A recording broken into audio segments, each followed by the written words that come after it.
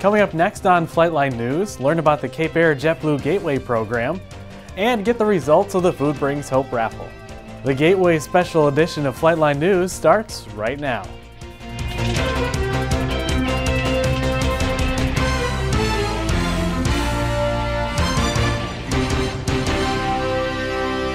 Hello and welcome to the Flightline News. I'm Bob Thomas. First, a quick reminder on summer and early fall discounts. If you plan to fly this summer, there's a 20% discount on summer campus housing and you'll receive 1 credit hour waiver towards your flight course. Also, if you start and finish an entire flight course over the summer semester, you'll receive an ETA credit towards future flight courses. Students who come back early for the fall semester can save even more. If you fly between August 19th and August 25th, students will get 50% off the aircraft dry rate, instructor rate, and FTD rates. This discount is subject to aircraft availability and rentals are not included.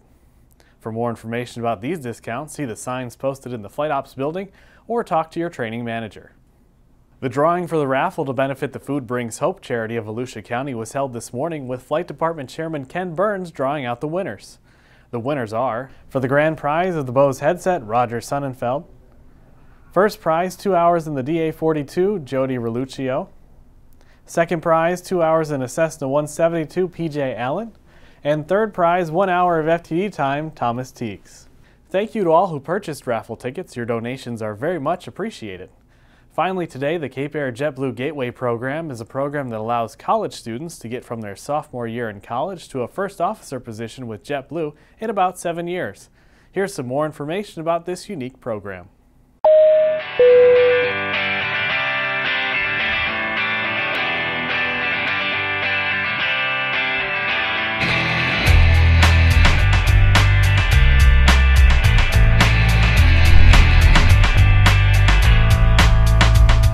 Gateway program started about 5 years ago. Embry-Riddle was the first academic partner along with Cape Air and JetBlue, and it was designed to build a defined pathway for students that wanted to be professional aviators. It's the first of a kind program where you start as a student and you extend all the way to the right seat of an airliner with JetBlue. Well, the goal of the Gateway program for JetBlue is really a predictable pipeline of pilot talent into the airline. So we're one of the few airlines that's really organically growing in the United States, maybe arguably the world. There's been so much consolidation activity and a lot of retirements at other airlines. But our pilot population is quite a bit different. We're right now about 2,500 pilots, an average age that's still roughly 20 years away from retirement. So what we're looking for is this predictable path, this pipeline from a university such as Embry-Riddle Aeronautical University and the Gateway program into JetBlue. Well, what we'd like to do is to get for JetBlue, because they're our strong business partner, to get multiple feeds of different carriers. Cape Air is pretty big, 135,000 flights a year with 60 airplanes. But we can only feed so many people, so we'd like to get them some really good, viable Part 135 feeds where people can build very, very valuable time. Flying in all weather, flying with passengers, dealing with all the situations that you encounter with a bigger airline. It's just fewer number of people, but the same number of issues that you have. But even more fun because you're involved in a culture of only 1,000 people at Cape Air. So I think the Gateway program is so unique at JetBlue. We're one of the few carriers that offers something like this.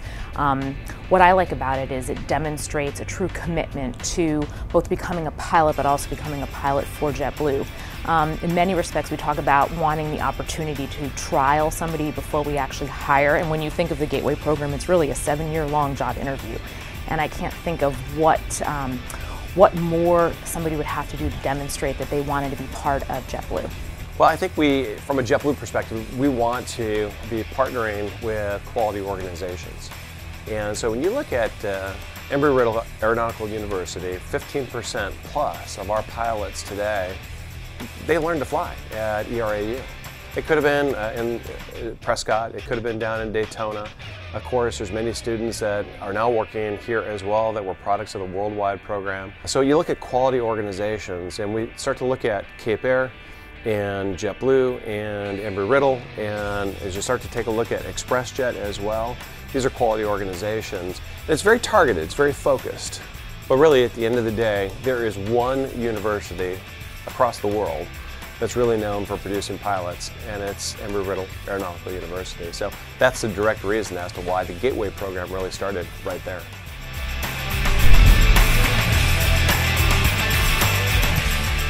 We call it a 7-year interview because you start when you're a sophomore and you get interviewed jointly with Cape Air and JetBlue.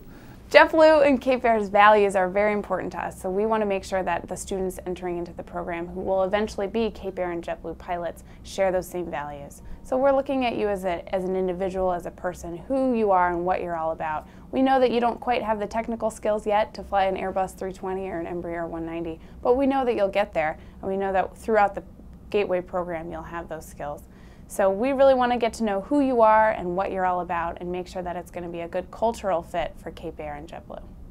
I did an internship with Cape Air in 2007, which gave me the opportunity to work for them at their headquarters in Hyannis and also to fly for them as a first officer on the 402. I ended up working at JetBlue that following summer in Orlando at JetBlue University, which was one of the best 3 months of Embry-Riddle that I had.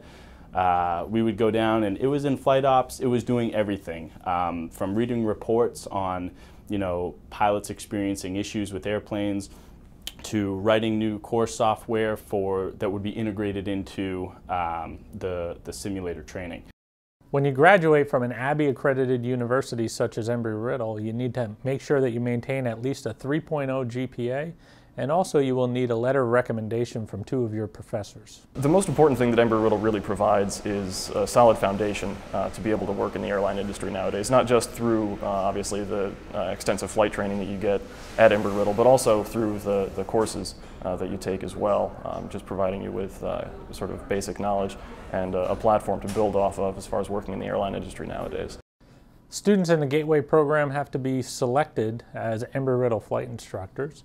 Once selected, they usually spend between about a year and a year and a half flight instructing, somewhere between 800 and 1,000 flight hours. So during that 800 to 1,000 hours, you are the ultimate decision maker. You are the PIC in that airplane while you're teaching your students. And having that responsibility really prepares you to have that decision-making responsibility in industry. Being an airline pilot is much more than just skill and knowledge. It really comes down to culture and being the right person. And most importantly, having the ability to make good decisions, because really that's what the airline is hiring. When you graduate from Embry-Riddle, they're going to know you have the skill. They're going to know you have the knowledge. What they're looking for is how do you make decisions? And having that instructional time, being that PIC in that airplane is critical to building that decision-making skill and making you the ultimate pilot. Instructing and being a flight instructor is one of the most rewarding parts of your career. It's the most memorable part for sure. And data has shown that it prepares you better for industry than anything else. Then you come back to Cape Air and you have great fun flying for 2 to 3 years, accumulating hours, experience, and a lot of fun in a very, very similar culture to JetBlue's. And then you join Cape Air as usually a first officer with about 800 to 1,000 hours. Upgrading to ATP, when you have the ATP minimums, we do the captain upgrade. And you fly for Cape Air for about 2 to 3 years as a captain. And once you hit about 3,000 to 4,000 hours is when you'd be eligible for the transition to JetBlue. We did a 3-day jet transition course with JetBlue, where they brought us down to their Orlando Support Center and gave us the opportunity to work with them in their FTDs and their simulators, and also go through extensive ground training. Just in the same sort of things that you'd learned at Embry-Riddle, high altitude, high airspeed aerodynamics, also to become familiarized with various turbine systems, which was a fantastic opportunity. It was a lot of fun. After that, we were given sort of the prize at the end of all of this was a guaranteed interview at JetBlue. When we're hiring a pilot, first and foremost, we look for somebody who's going to ensure the safe operation of a flight. Beyond that, JetBlue has a very unique culture, and we're a very customer service oriented company. So we do look for somebody who's going to be a great cultural fit at JetBlue, and somebody who looks at their job beyond just operating a plane from point A to point B, but somebody who's a natural leader, somebody who will help our passengers and ensure a wonderful customer service experience at JetBlue. The interview process was good. It worked out very well for us. They brought us up here to their Long Island City support center, and it was only a process of about 2 or 3 hours. Got a chance to meet some of the chief pilots, some of the executives that work here at JetBlue while we were going through the interview. So it worked out well. It was a good time. So it's about 7 years, depending on how quickly you accumulate your hours. But that's from the time that you're a sophomore right through the right seat of an airliner. So you figure you're probably 25 or 26 when you're strapped to the right seat of an E190 or an A320 with JetBlue. The whole time along the way while you're in the program, you are designated a JetBlue mentor as well. And so as a student, you have access to a JetBlue pilot that's there to help you through any hard decisions you have to make, help you answer any questions about the industry, about what to do next, about the job, about the lifestyle. So you're really given the opportunity to succeed at every step, and that's the goal. Having come to JetBlue, I'd say that you really start to appreciate all the steps that I've gone through throughout the program, the things that you learned at Embry-Riddle and at Cape Air that you maybe took for granted at the time, or perhaps were just part of your everyday routine, to the point where you didn't really appreciate them as being a part of your education and a significant part of your career. I was interested in signing up because I had met people who had flown for both companies, and everybody always had such wonderful things to say about JetBlue and about Cape Air. The people are friendly, they're nice, they're fun to work with. It's a good core group of people. It was a good prediction on the future on where you're going to end up, as well as quality of life, not moving around all the time. The Gateway program appealed to me for a few reasons. First of all, it gave you an opportunity to have some sort of a planned path. A goal that you could continually work for throughout the aviation industry, which nowadays is becoming increasingly uncertain as far as planning a career. So the idea that you could have individual steps along the way to achieve an ultimate goal, being a pilot for JetBlue, really appealed to me. What interested me in the program is the fact that it was kind of a smaller step, but at the same time it's a large step. So you start out in a smaller airplane than you would at a regional, but at the same time, hopefully the ultimate goal at the end is to end up as a captain on an Airbus A320 working for JetBlue. For anyone thinking about the Gateway program, I would say very seriously consider it. Talk to pilots that have gone through the program, talk to pilots that work for JetBlue or Cape Air, discuss it with your flight instructors. It is a big decision and shouldn't be taken lightly, but it really has been a rewarding process for me going through it. So I would say definitely approach people that work for these companies and try and make as informed a decision as you can. My own personal advice would be to certainly do it. It's worked out very well for me. I've been very happy with every step so far. My advice to today's graduates is really, as you look at the different opportunities that are out there, interestingly enough, be selfish. And that is, really look to the quality organizations where you want to work. Embry-Riddle and Cape Air have both been fantastic, and the opportunity to get kind of my foot in the door here at JetBlue considerably sooner than I might otherwise have been able to was also a huge appeal. The important thing to remember is don't ever forget that way your heart skips a beat when you fly an airplane, when you see an airplane taking off or landing. That's what aviation is all about. We get so removed from it, we start forgetting that. And being at Cape Air and being at JetBlue, you realize aviation is something that is a passion. It's not a job, it's a passion. It's something that your whole life you look at airplanes differently than most people get to see them. And in the history of planet Earth, all the billions of people that have lived, think of what a small number of people get to fly airplanes. We're pretty fortunate. Interviews for the Gateway program are conducted once a year during the Industry Career Expo during the fall semester. Students that are interested in the program, they can contact their Career Services office, and if you are on the Daytona Beach campus, come see me in the Career Services office on the second floor of the Student Center. The experience at Cape Air is not quite unique, but it's different than most carriers. You're flying 9-seat airplanes, but you're flying in an airline operation, scheduled operation. You're flying some of the smallest, less congested airports in the whole world. Messina, New York doesn't even have a control tower and no radar. And 3 hours later, you're flying into Logan International Airport, which is in the top 10. And if you slow below 170 knots on final, they start saying, well, you better speed up, pal. So you're getting high density flying, you're getting non-radar environment flying. It's a lot of fun flying. It's challenging, certainly.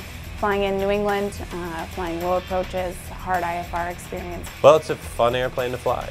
I think you hear from a lot of pilots in the industry, and they fly highly automated airplanes. And while it might sound like a negative that our airplanes aren't that automated, I think it's a positive thing that we get a lot of hands-on flying in weather. And we fly in the Northeast, we fly in the Midwest, also in the Caribbean and Florida.